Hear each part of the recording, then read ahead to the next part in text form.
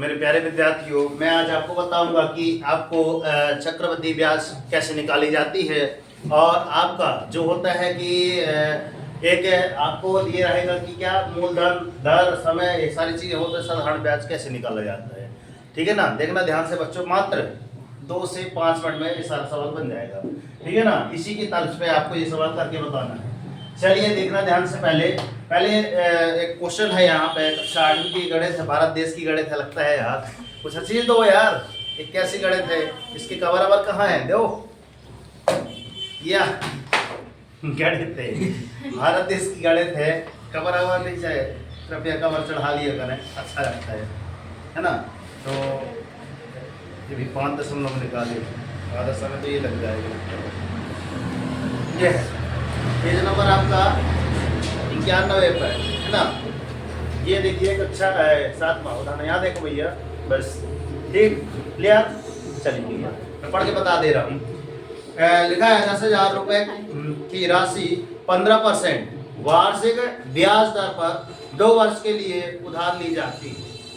इस राशि का साधारण ब्याज और 2 वर्ष के अंत में भुगतान की जाने वाली राशि ज्ञात करना है। कहिए तो पूरी समझे में नहीं आया, क्या होती है, तो देखो ध्यान से, वहां पे आपको लिखा था सर मूलधन, मूलधन अर्थात होता है आपका प्रिंसिपल का अमाउंट कितना लिखा था सर, 10,000 रुपए ना, 10,000 रुपए। दर मतलब होती है आपका रेट, इंग्लिश में रेट बोला जाता है इसको, इससे आप क्या करते हैं, इसका प्रतीक है, डिनोट करते हैं। कितना है आपका 10% प्रति वार्षिक, ये वार्षिक दर है। अर्धवार्षिक बोलते हैं तो कितना आ जाता है, 10/2 आ जाता, मतलब 5% आ जाता। मगर यहाँ पे क्या लिखा है, 10% वार्षिक। फिर लिखा है सर समय, टी बराबर आपका लिखा है टाइम, होता है आपका कितना, 2 वर्ष। कितने वर्ष, 2 वर्ष। मिश्र धन आपका ए मतलब होता है, क्या है, मिश्र धन। ए मतलब पता करना, हमसे भी नहीं मतलब जी। चलो तो लिखा है, या इसकी जगह पे क्या कहता है कि 2 वर्ष के अंत में भुगतान राशि, चाहे आपसे ये क्वेश्चन पूछ ले, चाहे आपसे ये पूछ ले। तो चलते हैं गणित की नींव पे। पहला जो आपको होता है क्या, सूत्र, परिभाषा और विधि। तो विधि हम बता रहे हैं, सूत्र बता रहे हैं, देखना ध्यान से।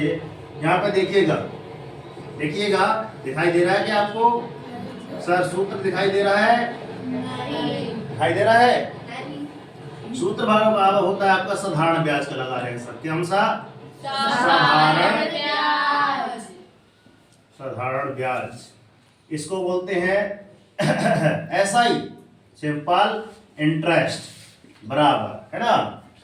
क्या लगा दें, मूलधन मतलब पी, मूलधन गुणित दर, दर मतलब रेट, गुणित समय, सर समय मतलब टाइम, अपॉन ऑफ 100, सबके बटे में कितना, 100।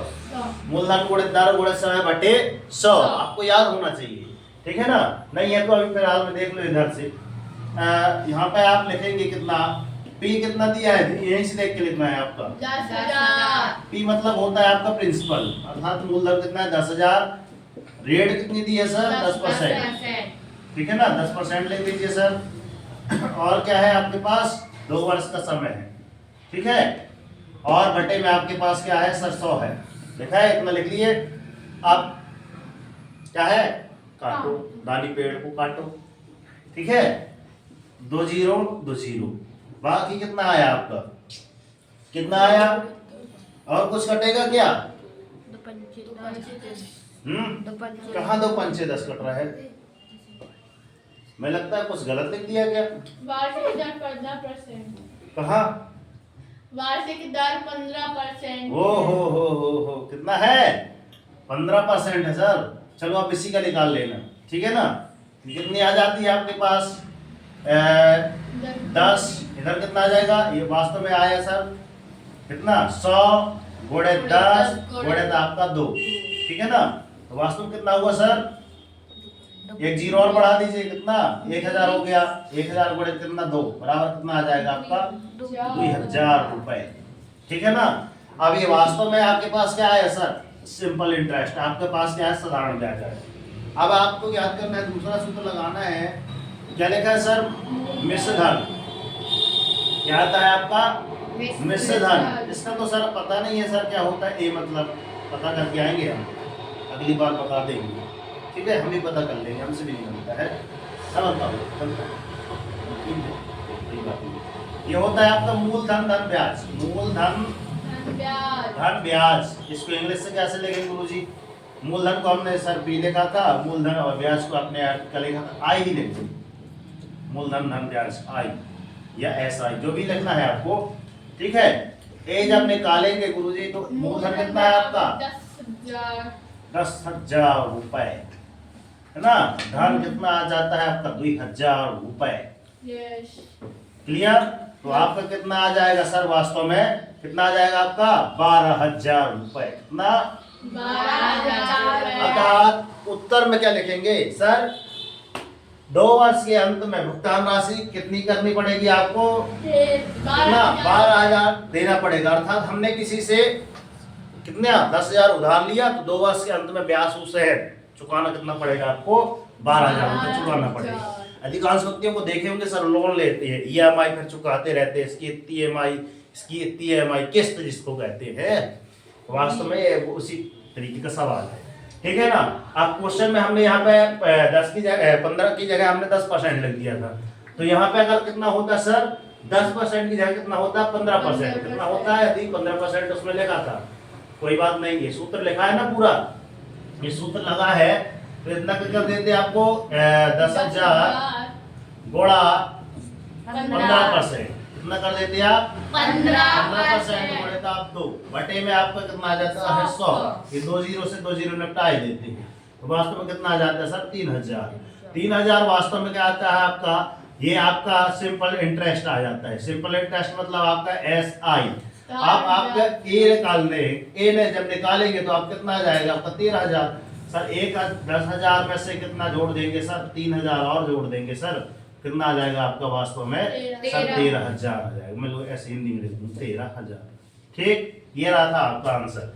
इसी तरीके से एक क्वेश्चन आप क्वेश्चन नंबर सेकंड आपको करना, मतलब मैं कितने दो वैसे ही समझा दिया, ये तो समझ लो तीसरा हो गया। कौन सा हो गया आपका? तीसरा। ये करके लाना है, करके बताना है, और इसका आंसर करके बताना है कि सर कितना आंसर आया है। समय कितना हुआ सर? 5 से 7 मिनट का हुआ होगा, ठीक है ना। कोई बात नहीं, कर दिखाओ ऐसा कि दुनिया करना चाहे सर आपके जैसा। आपके जैसा तभी करेगी दुनिया ना, जब आपके अंदर होना चाहिए कि हाँ सर, हम क्लास में गुरुजी बोले फटाक से, हाँ सर मेरे से बनता है, मेरे से आंसर आ जाएगा, ठीक है ना। इस प्रकार की अपने अंदर एक छवि बिठालनी होगी कि गुरुजी ऐसा कौन सा भी कोई सा भी क्वेश्चन करे, मेरा हाथ हैंड रेज में चला जाए, ठीक है ना। तो मिलते हैं नेक्स्ट वीडियो में। वीडियो पे नए हैं तो सब्सक्राइब करके और अन्य लोगों तक जरूर शेयर कर दें कि हाँ सर ये पहली बार विधि है, हमने ऐसा देखा, सोचा है, समझा है और शेयर किया है। तो जय हिंद, जय भारत, भारत माता की जय, राष्ट्रीय तिरंगे झंडे की जय, सरस्वती मैया की जय। कर देखा ऐसा कि दुनिया करना चाहे आपके जैसा। बात नहीं आ रही है, उठो जाओ, संघर्ष करो, जब तक नहीं रुकना, जब तक कि आपको आपका लक्ष्य ना मिल जाए। और डेली मॉर्निंग उठकर अपनी एक टारगेट सेट कीजिए। एक छोटा सा टारगेट लीजिए, मगर डेली मॉर्निंग उठकर एक टारगेट जरूर सेट कीजिए। आज का टारगेट है इस प्रकार के सवालों को हल करना है, कम से कम 3 क्वेश्चन घर से करके लाना, एक चौथा क्वेश्चन ये हो गया, ठीक है ना। जिस दिन ये सारे क्वेश्चन बन नहीं लगेंगे उस दिन आपकी ऑटोमेटिक जय हिंद, जय हिंद।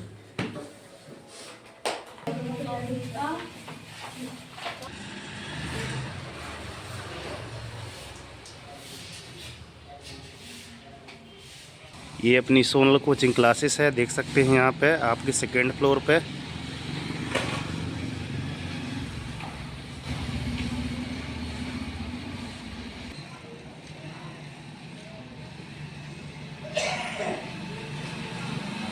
ठीक ठीक ठीक, कोई बात नहीं ना, रखो पे।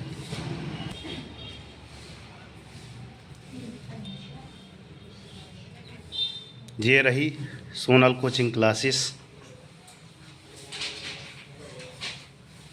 मेरे प्यारे विद्यार्थियों, कैसी रही आज की क्लासेस? कर दिखाओ ऐसा कि दुनिया करना चाहे आपके जैसा। वाह मेरे प्यारे विद्यार्थियों।